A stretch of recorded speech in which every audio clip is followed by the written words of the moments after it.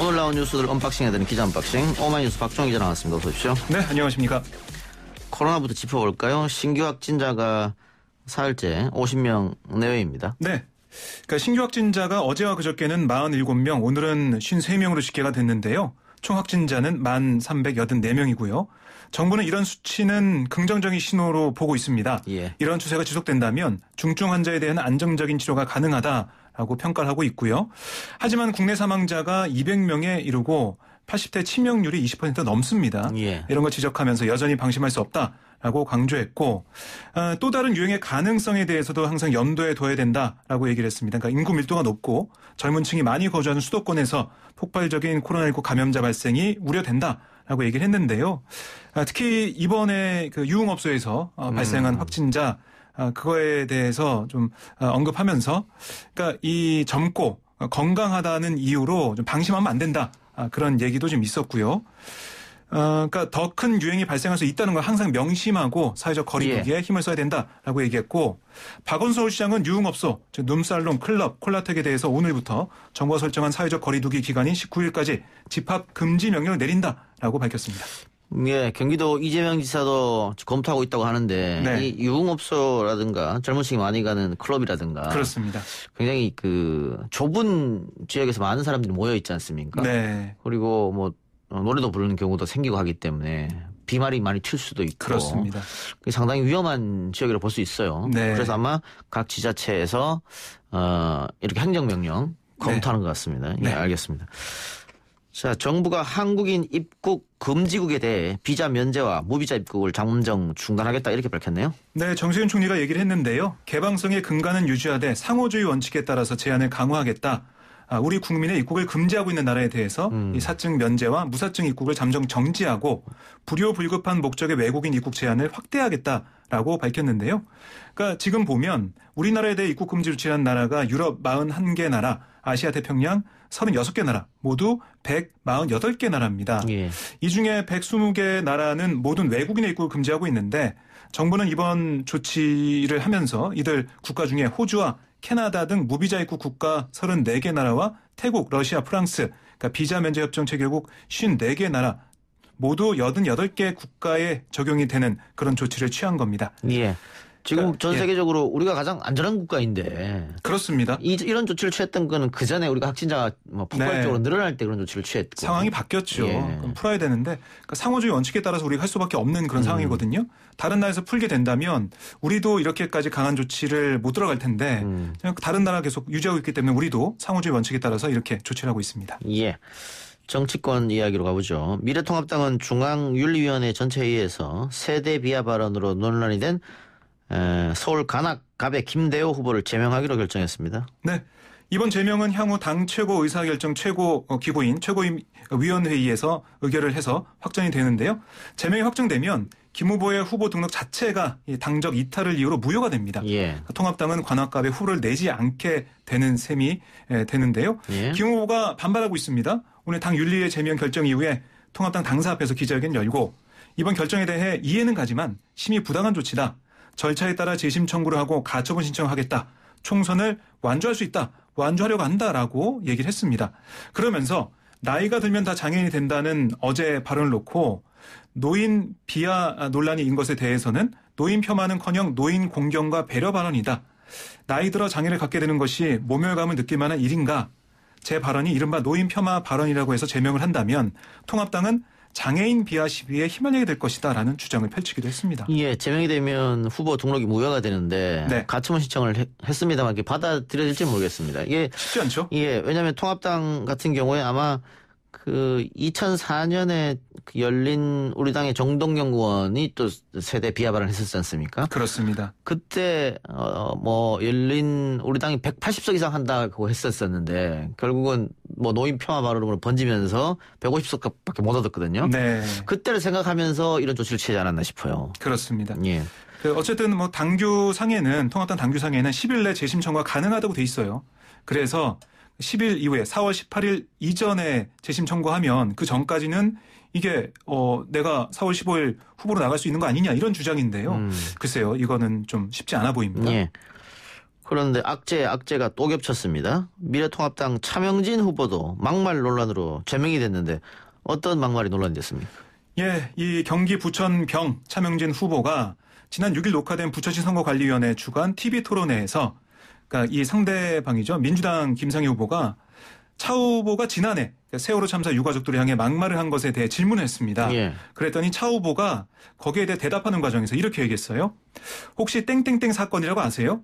땡땡땡 사건이라며 방송용 부적합하기 때문에 제가 예. 말씀 못 드리고요.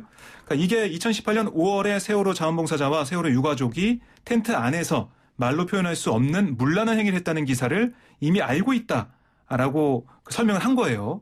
이게 인터넷 신문을 통해서 보도됐다. 뭐 이렇게 주장하면서 얘기한 겁니다. 처음 들어봤는데 저는. 저도 처음 들어봅니다. 예. 그러니까 2019년 작년에 자신의 그 막말 전에 이런 보도가 있었다. 그걸 얘기를 하면서 페이스북에 얘기한 건 다 기억하실 겁니다. 세월호 유가족들 자식의 죽음에 대한 세간의 동병상련을 회쳐먹고 찜쪄먹고 그것도 모자라 뼈까지 발라먹고 징하게 헤쳐먹는다. 라는 글을 올려가지고 당원권 정지처분 받지 않았습니까? 예. 그러니까 이런 것에 비판이 나오자 예전부터 원래 보도된 내용을 보면 이런 사건까지 있을 정도로 문제가 많았다라는 주장을 한 겁니다. 그랬는데 이게 5시 반부터 이게 녹화된 게 방송이 되거든요. 예. 부천시에서. 이제 곧 이제 방송이 시작됐겠네요. 예. 근데 방송이 되기도 전에 통합당에서는 난리가 났습니다. 말이 먼저 나갔었죠. 그리고 그렇습니다. 선거 방송은 편집이 불가하기 때문에 네. 녹화 방송이라고 하더라도 그래서 방송에 나가면은 후폭풍이 상당할 거라고 예상하고 미래통합당에서 먼저 네. 제명을 해버렸네. 네, 통합당 김종인 총괄선대위원장은 오늘 충남 아산 지원 유세 도중에 이런 발언을 보고받고 즉시 공직 후보자 입에서 나왔다고는 도저히 믿을 수 없는 말이라며 방송 전에 조치를 취하라라고 지시를 했습니다. 그래서 결국 최소한 국회의원에 입후보한 사람 정도면 말을 가려서야 할 거 아니냐. 자기가 하고 싶은 말을 함부로 하면 안 된다. 빨리 조처를 하지 않을 수 없었다라고 얘기를 했습니다. 예. 차명진 의원 쪽에서는 입장이 나왔습니까?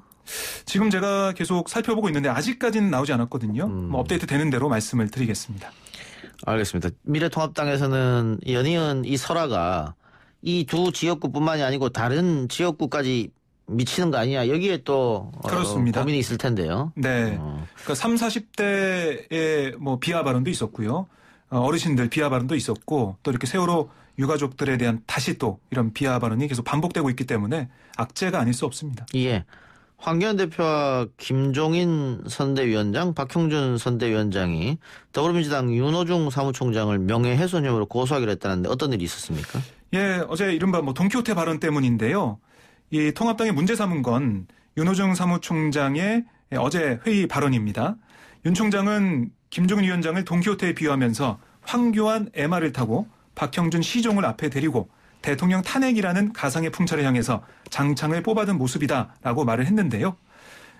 이렇게 통합당이 반발을 하고 뭐 야당을 무시한 처사다라고 어제부터 계속 주장하고 있으니까 윤 사무총장은 페이스북을 통해 막말과 해악 풍자 같은 문학적 비유를 구분하지 못하는 분들에게 무엇을 바라겠냐 많이 아팠던 모양이다라고 꼬집기도 했습니다. 그러니까 오늘 이렇게 고소한다는 얘기가 나오니까 민주당 측에서는 비유적인 표현을 한 것에 대해 고소를 하는 것은 말도 안 된다. 윤 사무총장은 고소자들에 대해서 무고죄로 맞고소할 계획이다라고 전했습니다. 예. 이런 발언이 고소까지 가는 것은 이해가 안 되는 측면이 있습니다만 네. 굳이 윤호중 사무총장이 상대당의 그 대표하고 선대위원장을 싸잡아서 이렇게 말할 필요가 있었을까? 이것도 좀 의문이네요.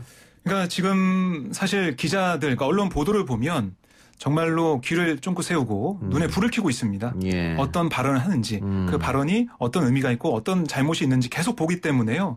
그리고 특히 일부 언론 같은 경우는 그 경중을 따지지 않고 야당에서 이런 발언했는데 여당에서 이런 발언했다. 같이 씁니다. 예. 여야 막말 논란 이렇게 쓰기 때문에 더 조심해야 되는 시기가 아닌가 싶습니다. 예.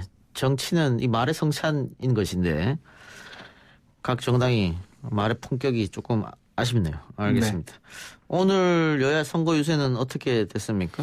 네, 이해찬 민주당 대표는 광주시당에서 더불어시민당과 공동으로 선거대책위원회 회의를 열었습니다. 거기서 이해찬 대표는 민주당이 제1당이 되려면 사전투표에서부터 많은 분들이 참여해야 한다. 본투표는 줄을 서야 하기 때문에 사회적 거리 두기에 함께하며 사전투표를 많이 해달라라고 강조를 했습니다. 그리고 오전에는 이 이낙연 위원장이 부산 중구 영도, 그러니까 김비호 후보 지역 출마한 곳이죠. 부산 진구갑 김영춘 후보가 출마한 곳, 또 류영진 후보 진구을, 또 배재정 후보가 있는 사상, 이 후보들의 지원 유세에 나섰습니다. 통합당은 김종인 총괄선대 대책위원장이 경기도, 충남 지역 이곳들의 후보들을 지원을 했고요. 황교안 총괄선대 대책위원장이 출마한 서울 종로에는 박형준 공동선대위원장이 힘을 보탰습니다. 또 유승민 의원은 경기 화성갑 최영근 후보, 서울 동대문을의 이혜훈 후보, 경기 광명을의 김용태 후보, 서울 영등포갑의 문병호 후보를 차례로 지원했고요. 미래한국당의 원유철 대표는 경기 고양과 서울 은평에 힘을 보탰습니다. 민생당의 손학규 상임선대위원장은 전북 지원에 나서서요. 한 표를 호소했고, 민주당에 대한 일방적 지지가 아니라 견제 세력이 함께 조화를 이뤄야 한다, 이런 주장을 펼쳤습니다. 또 정의당 심상정 대표는 부산, 경남 PK 격전지를 차서 지지를 호소했는데요. 특히 경남 창원 성사를 찾아서요. 노동자의 일자리를 지키고 자영업자 폐업 위기를 막고 생존의 위기를 극복하기 위해 싸울 정당은 정의당뿐이다라고 강조를 했습니다. 또 국민의당의 안철수 대표 오늘도 달렸는데요. 충남 금산군에서 출발해서 대전 동구 남대전 IC까지 31km가량을 달렸습니다. 또 열린민주당은 대전을 찾아서 국회 세종시 이전을 약속하며 충청권 표심을 공략했습니다. 네, 정세균 국무총리가 긴급 재난지원금과 관련해서 고소득자에 대한 지원금을 환수한다는 전제 조건이 있다면 100% 다 지급할 수도 있다라고 했는데, 이게 하위 70%한테 주겠다고 하는 것은 결국은 재정 문제가 있기 때문에 그런 거 아니겠어요? 그렇습니다. 그래서 일단 100% 다 지급하고 나중에 세금으로 돌려받아라, 이런 얘기가 끊임없이 있었는데 지금 그 얘기를 하는 거죠. 맞습니다. 그 얘기입니다. 그러니까 개인 견해라는 얘기를 하면서 이렇게 얘기를 했는데요.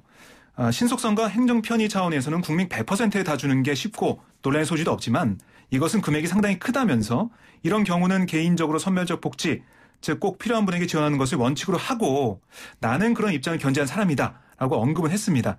하지만 이어서 지금은 급하고 속도전이 필요한 상황으로 이런 때는 타협을 할 수도 있겠다. 그러니까 말하자면 다들 이대 고소득자에 대해서는 환수장치가 마련된다는 전열권이 충족되면 보편적으로 못할 리도 없지 않겠느냐, 이런 입장을 설명했습니다. 박정 기자 3인 가구입니까? 그렇습니다. 예, 맞벌이 부부죠. 네.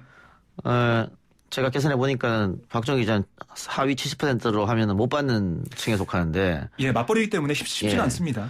100%만 이렇게 지급해서 나중에 다시 돌려받는다. 일단 쓰고 그러면 흔쾌히 응합니까? 예, 응하죠. 예, 알겠습니다. 네. 예, 이런 분들 좀 많이 계실 것 같아요. 그러니까 나중에 환수가 된다고 하더라도요, 못 받는다는 그런 슬픔, 이런 게 있지 않겠습니까? 그래서 지금 지원을 받고 다 같이 받고 또 다 같이 받는 게 중요한 게 신속성, 보편성이 있기 때문에요. 또 이게 기준에 못 미치는 분들이 몇만 원 차이로 못 받고 되는 경우가 있습니다. 그렇습니다. 그런 경우 때문에 소득 역전 현상이 일어날 수가 있기 때문에요. 다 주고 나중에 환수하는 게 낫지 않을까 생각하고 있습니다. 하나만 더 해보죠. 군인권센터가 지난해 11월 제보를 받아 입수한 기무사 정보융합실 대외보고 자료 문건 중 정치 개입에 해당된다고 본 문건 42건의 목록을 발표했는데 어떤 내용이 있었습니까? 예, 기무사가 19대 대선을 한두 달가량 앞둔 2017년 3월부터 4월까지 문재인의 문민 국방부 장관 고려 가능성 회자, 문재인 캠프의 국정원 개혁 구상 보관, 최근 안철수 캠프 내부 분위기, 이런 야권 대선 주자 캠프 내부 상황을 사찰해서 국방부 장관에게 보고했다라고 인권센터가 폭로를 했습니다. 기무사는 또 비슷한 시기에 언론의 최순실 군 개입 의혹 관련 취재설, 홍석현 전 중앙일보 회장 향후 행보 전망, 이런 문건을 보고하는 등 언론사 동향도 염탐을 했고요. 아울러 야권 의원과 이들을 지지하는 예비역 장성 관련 정보도 수집을 했습니다. 기무사가 그런 걸 왜 합니까? 그러니까요. 기무사가 사실 다른 목적이 있어서 만들어진 곳인데 정치 개입을 하고 언론사 동향을 파악하고 이런 것은 말이 안 되죠. 이해가 안 되네요. 그래요. 네.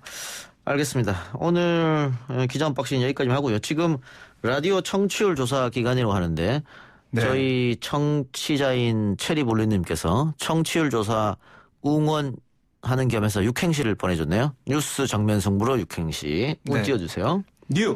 뉴스가 흥미진진해집니다. 스마트한 이동영 작가가 진행하는 정치, 시사, 문화, 사회, 경제 면밀하게 모든 분야 신경 써서 만드는 방송 승승장구할 수 있도록 청취자 여러분 협조 좀 부탁드리겠습니다. 이렇게 주셨습니다. 네, 전화 오면 어제 들은 라디오가 뭐냐고 아마 전화가 올 겁니다. 02로 시작하는 번호로 받으셔서 YTN 뉴스 FM 이동행의 뉴스 정면 승부 5시부터 7시까지 들었습니다라고 이야기해 주시면 되겠습니다. 박정 기자 수고했습니다. 네, 고맙습니다.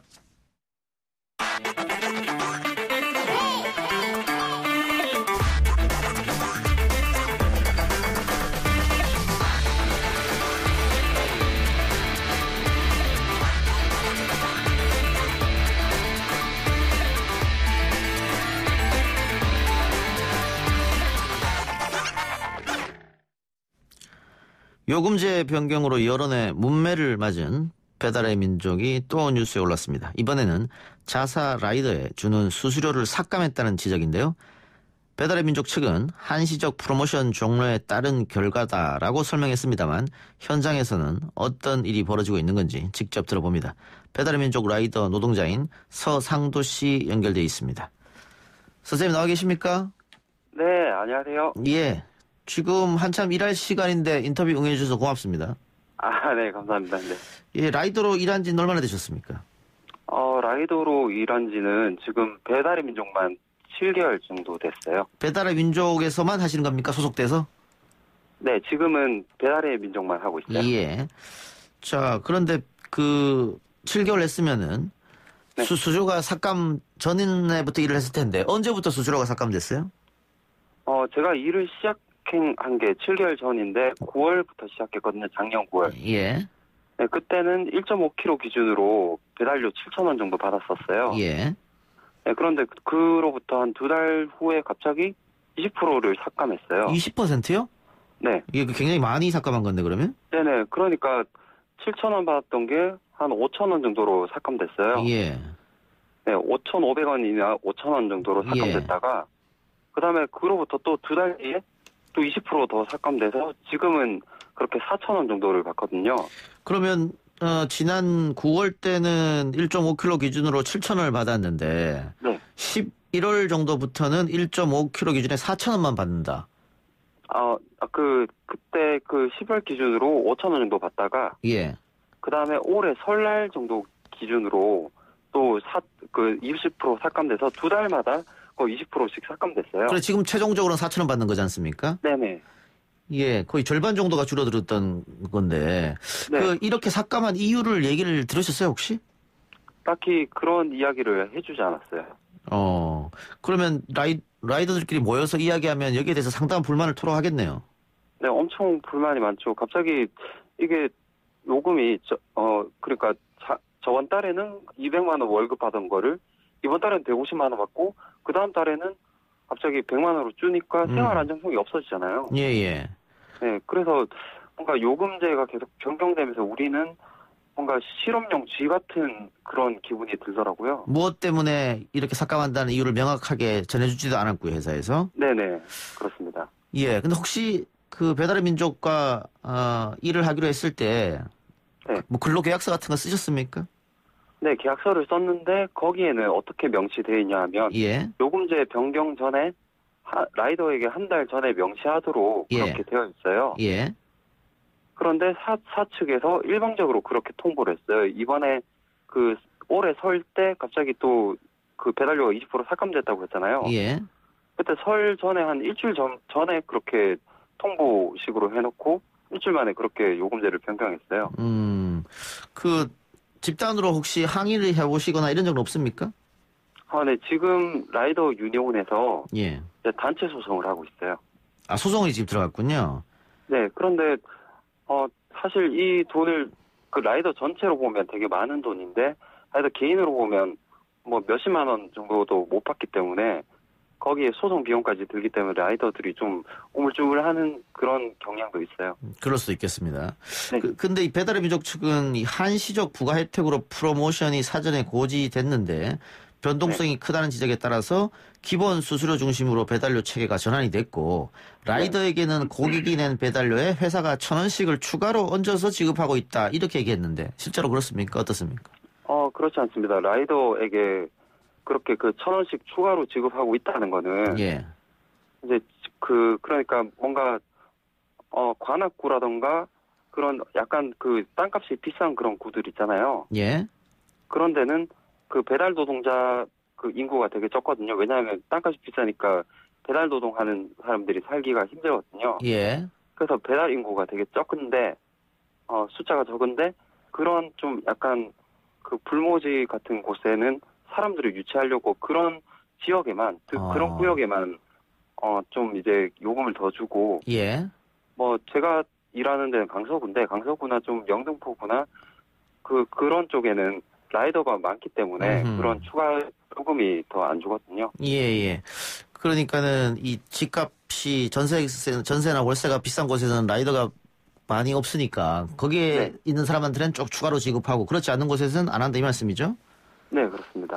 예. 그러면 어쨌든 그 건당 배달 수수료가 거의 40% 이상 줄어들었으니까 네, 라이더 입장에서는 더 많이 일할 수밖에 없는 것이고 그렇게 하다 네. 보면 더 서두르고 더 빨리 일하기 위해서 또 위험을 감수해야 되는 그런 부분도 있겠네요. 네, 그래요. 저번 달에는 200만 원 만약에 벌었으면 똑같은 금액을 벌려면 더 훨씬 많이 오래 일해야 되거나 그렇기 때문에 똑같은 시간에 그렇게 저번 달이랑 똑같은 금액을 받으려면 그러니까 저번 그 요금 변경 전이랑 똑같은 금액을 벌려면 더 빨리 이렇게 달려야 되고 막 신호 같은 것도 막 그렇게 좀 위험하게 다녀야 되고 그렇게 되는 현실이에요. 예. 혹시 그래서 뭔가 좀 예. 더 이렇게 위험에 노출되고 있는 것 같은 기분이에요. 네. 실례가 안 되면 한 달 수입을 좀 여쭤봐도 되겠습니까? 한 달 수입을 제가 조금 정리를 했는데 예. 한 달에 일단 180시간 근무를 한다고 쳐요. 예. 하루에 그러면은 주말에 쉬는 날 빼면 하루에 몇 시간씩 근무하세요? 평균 9시간이죠. 9시간씩? 네. 그러니까 소정 근로시간이 보통 노동자들이 하루에 8시간 일하잖아요. 예. 근데 그럼 일주일에 40시간인데 저는 45시간 정도 일해요. 예, 하루에 9시간씩 한 달 근무하면 평균 얼마 정도 월급을 받습니까? 그렇게 되면 총 제가 배달료로 받는 배달료가 딱 측정되는 게 260만 원이에요. 260만 원. 예. 근데 그게 비용을 제하기 전에 금액이에요. 예. 비용은 어떤 게 있어요? 그래서 비용은 어떤 게 있냐면 오토바이 렌트비 33만 원. 오토바이 렌트비가 뭡니까? 렌트비가 배달의 민족에서 오토바이를 렌트해 주거든요.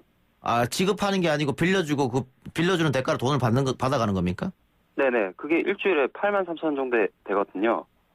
한 달이면 33만 원이다 그 돈이. 네네. 네. 이거는 그러면 계속 매달 33만 원씩 내야 되는 거예요? 배달할 때? 네네. 매달 33만 원씩 내는 거예요. 네. 그래서 오토바이 렌트비 한 달 기준으로 33만 원. 그렇게 그리고 소득세 8만 원. 예. 주민세 8천 원. 보험료 이제 12,000원. 그리고 건당 수수료 13만 원. 식비 12만 원. 주유비 10만 원 그 정도 해가지고 총 78만 원이 지출이 되거든요. 예. 그러니까 원래 260만 원을 배달료로 벌었으면 78만 원이 이렇게 지출 비용으로 돼서 순소득은 182만 원 정도예요. 이 건당 수수료는 뭡니까? 건당 수수료는 한 건당 이제 배달의 민족에서 200원씩 그렇게 떼가거든요. 이것도 떼가고 따로. 네, 그렇게 되면 제가 180시간 근무해가지고 다 빼고 182만 원 벌거든요. 그러면 시간당 이제 시급 10,000원 정도 되는 거예요. 주유비도 이게 회사에서 지원해 주는 게 아니고 본인이 내는 거고요. 네, 본인이 내는 거예요.